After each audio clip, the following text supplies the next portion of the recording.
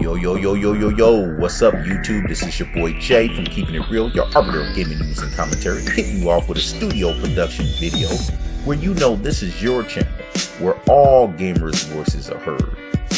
With your boy Jay, always dropping the word. Keeping them other gaming YouTubers like, what you heard? And where you always know, we always keep it all the way real.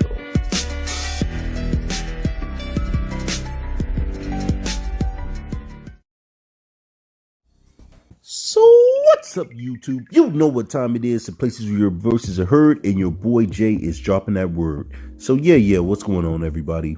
I just want to thank you all guys for checking out my video today. And yeah, man, I had to get back in it and do that damn thing. So yeah, man, this was gonna be another interesting video, man, that I've been thinking really a lot about.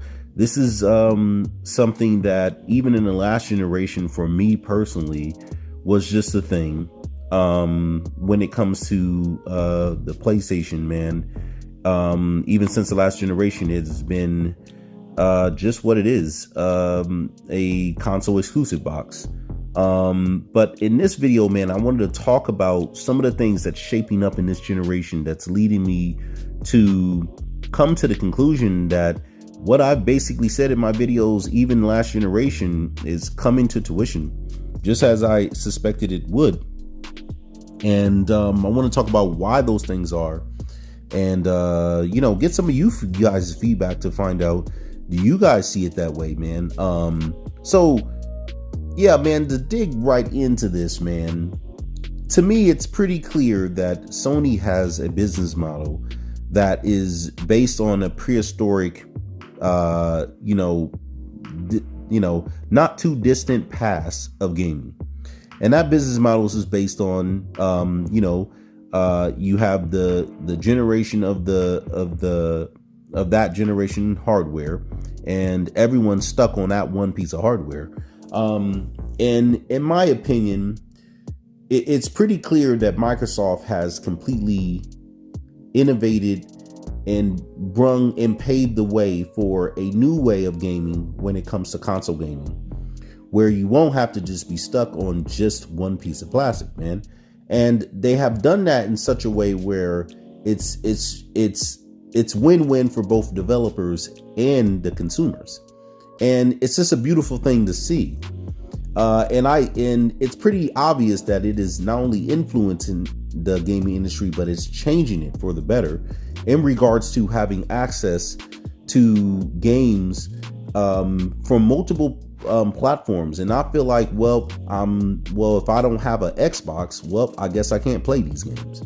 And I think that is going to pave the way to a lot of changes in gaming. It already has, and I think it's going to continue. And the question here is Sony going to be able to keep up with that in any profound way? And I'm telling you, from what we're seeing from Sony, or what I'm seeing from Sony, and what I'm extrapolating from looking at their stroke movements and their business model that they've shown so far, it's pretty obvious that they're going to be very late to the party. They're stuck in a position where their business model is so rigid and not flexible, they can't really even adapt to the situation, because they've kind of worked themselves in a rock and a hard place at this point. So they started out this generation talking about they believe in generations, and then showing that they were just full of shit the whole time, that what they believe in is making money over their customers, over whoever, and that's all that matters. Whether if they're lying about it or not, they don't care. And that was pretty clear when at this point, not only it's the outright lie that they believe in generations, they're not even making any new next generation games. I mean, all their games are going to come to the PS4. So, you know, to the point where they're literally having to still keep producing PS4s. I mean, this is just a sad predicament they find themselves in, you know, and It's things like this is what is going to continue to marginalize them and put them in a small box that they've set up for themselves, which is the PS5 and now the PS4. So, guys like me just laugh because this is what I've been saying. If you look at my videos, I've been talking about this with Sony for years, when I've been calling them outright liars, when I've been calling them their business model is prehistoric and outdated. I've had guys challenge me, come up in my face, try to tell me otherwise. And it's like, just look at the facts, man. Like, none of this shit is, you could just look at the facts and it tells you all you need to know. I'm not just making this shit up. It's pretty clear. And it couldn't be more clear as day. Even though you don't hear a lot of this in the gaming media, they like to just forget or ignore that Sony will not be having any full-fledged next generation games that are only on a PS5. All these games, God of War, Horizon Dawn, all these games are coming out. They're going to be on the PS4. You're not going to hear them, the gaming media, harp on that or even say much about it. They're just going to act like it didn't even happen and that everything's okay.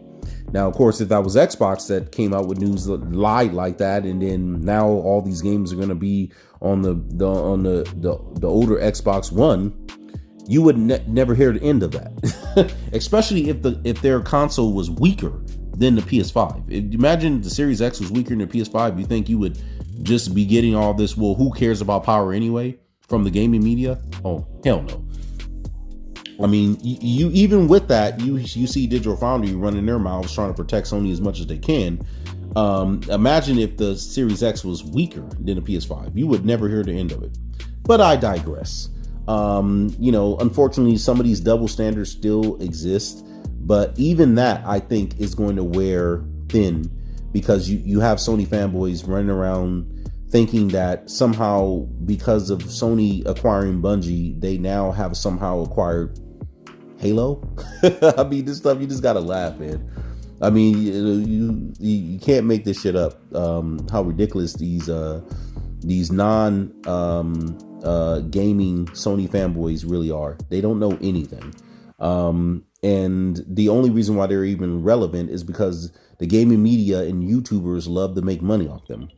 But again, I digress. But when it comes to Sony, it's pretty clear that the position that they're in is one that is going to marginalize them to just literally being a console exclusive box.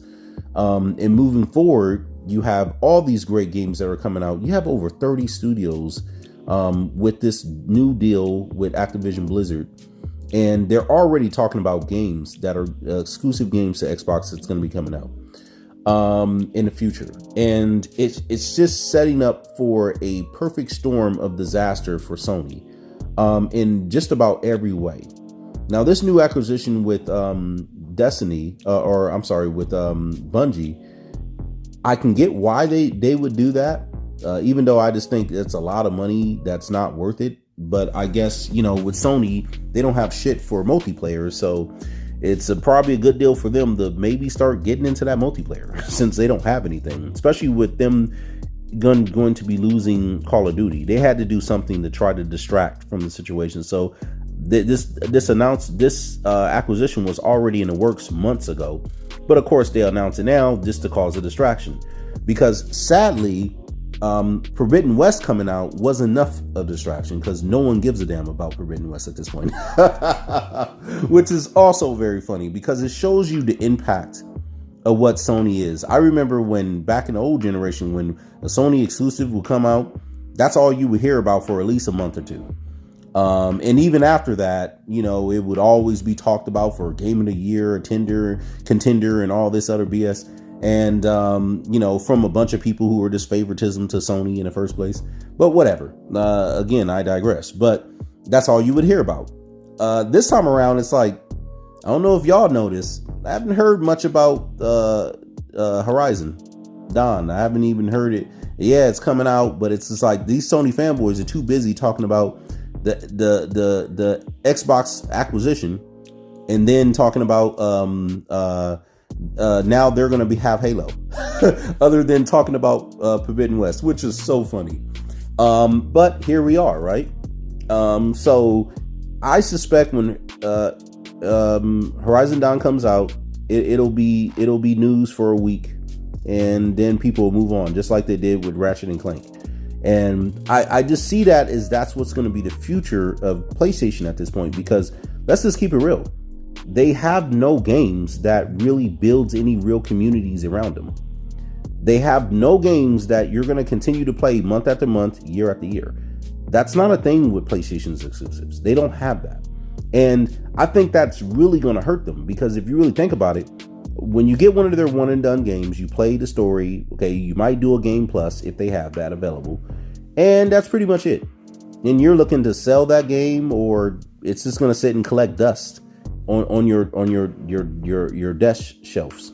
So what's the point? I mean, after that, right? It's not like there's going to be millions of concurrent players still playing it in multiplayer, or it's going to have any longevity beyond its story. I mean, come on. It's not a thing. So this is the reason why, in my opinion, you're going to see it be a thing for a week or two, and then you're not going to hear much about it anymore. Just like, it's, and I think that's just going to continue. And people are going to still be, for all this year, talking about all the great and incredible games that are coming out for Microsoft side, and that it's all these third-party games coming to Game Pass day and date, like the show, the 2022, the baseball game that's coming day one. I mean, that's all everyone's going to be talking about. So I just think Microsoft is setting themselves up to be in a position where they are truly innovating, creating a platform that is going to be inclusive to gamers, and that is going to reach you where you play. Because most people, at least most people, have a phone, they have mobile devices, they have a laptop, or they have a tablet. And now, even coming soon future, it'll even be on your TV. You'll be able to stream games on your TV. So I think Microsoft is just paving the way for the gaming industry to renew the way we play games in such a way that I don't think Sony can even come close to keeping up with. And I think that's going to really marginalize them to just being a console exclusive box. And so this is why I would say, to the answer to that question, will they be a console exclusive boxes this at the end of this year? I think that's a yes. And unfortunately, I think that's going to continue. Because I don't see anything that Sony is going to be able to do or have done that is going to change that. It seems that Sony is keeping to the same strategy of a handful of their exclusives and trying to buy every time exclusive they can possibly get their hands on. But I see that as going to be a failed strategy, because that is just their brand recognition, and them doing that is not going to save them this generation. So even the favoritism they get from Japanese studios is not going to save them this generation, because Microsoft is flat out buying studios and then breathing life into them and budget into them in such a way to make big, incredible games, and bringing games back from the past on top of new IPs, that Sony is, there's no way, even with their Japanese connection of having these Japanese studios help them out and give them biasly put games exclusive on their platform, that ain't gonna even be able to save them this year come around. So it's gonna be interesting to see if I'm right about this. I would love to see what you guys think, what you guys feel about this. Do you think PlayStation's going to become a console exclusive box by the end of this year? In my opinion, it already is that. But I'm talking about for the mainstream to finally figure it out that, yeah, maybe I might not want to waste X amount of dollars on a PS5 when they don't even have any next generation games coming out this year, and probably not even next year. What's the point? Right. I think people are going to start figuring that out real fast. I'm already seeing the scalping prices for the PS5 starting to drop as time goes on, because I think people are starting to figure this out, that, I would rather just get an Xbox, because Xbox is the only one that has Game Pass where I don't have to be getting charged $70 for a game. And also I don't have to wait all these several months just to get an exclusive. Xbox is going to have some exclusive content hitting every month. So I think people are starting to figure it out, and it's starting to move forward. And as more and more as people figure it out, and see the quality and the value that the Microsoft platform is bringing, the more and more you're going to see the PlayStation 5 be marginalized and be put in its place where it belongs, which is a console exclusive box. So yeah, that's my opinion on that. Love to see what you guys think. Hit me up, tell me what you guys think, and man, to the next time, man, I'm gone.